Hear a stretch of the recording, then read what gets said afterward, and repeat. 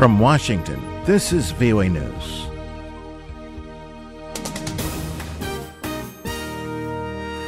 I'm Tommie McNeil reporting. U.S. President Donald Trump accuses former FBI Director James Comey of ruining former National Security Advisor Michael Flynn's life while profiting financially at Flynn's expense with a newly published book about Russian meddling and more. The memos had already been seen by special counsel Robert Mueller and select members of Congress before the Justice Department released them to Congress on Thursday. Comey previously said he began keeping the memos early on in the Trump administration because of the tone of his meetings with the president and other administration figures. Comey wrote that during a private White House dinner in January of last year, Trump asked him for his loyalty, while also expressing concern about then National Security Advisor Michael Flynn's judgment.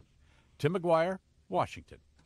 Not the gun, save the kids! Not the gun, save the kids! To mark the anniversary of the Columbine Massacre in 1999, where two school students went through the halls of their school, killing others and eventually themselves, students from the February 14th mass shooting in Florida of this year helped organize a national protest.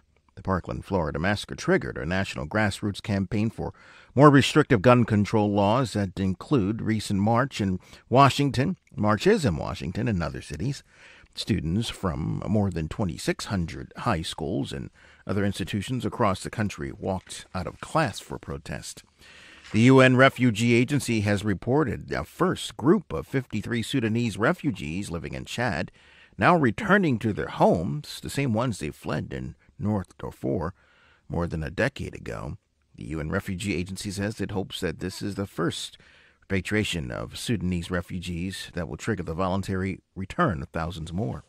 This is VOA News. Ahead of an upcoming meetings between U.S. President Donald Trump and South Korean President Moon Jae-in, Moon says North Korea is not imposing conditions on summits. Moon met with South Korean media executives in Seoul Thursday to discuss the upcoming summit with North Korean leader Kim Jong-un. He told the executives the North Koreans have not attached any conditions to the talks that the U.S. cannot accept, including the withdrawal of American troops from South Korea. He also indicated that North Korea was open to discussing ending its nuclear program. Moon said the dialogue between the two Koreas must continue after the April 27 summit with North Korean leader Kim Jong-un and the North Korea-U.S. summit, for which no date has been set. The two Koreas opened a hotline telephone connection between their leaders Friday, a week before the summit between Kim and Moon in the demilitarized zone. Martin Seacrest, VOA News. A Reuters source says some rebels from the Damascus suburbs will be evacuated to eastern Syria as President Bashar al-Assad accelerates efforts on the remaining holdouts. Matthew LaRotunda reports. A Reuters source familiar with negotiations between the insurgents and government said some fighters will be transported out. Some will go to eastern Syria, where Islamic State still holds some territory, and others to rebel enclaves in the northwest.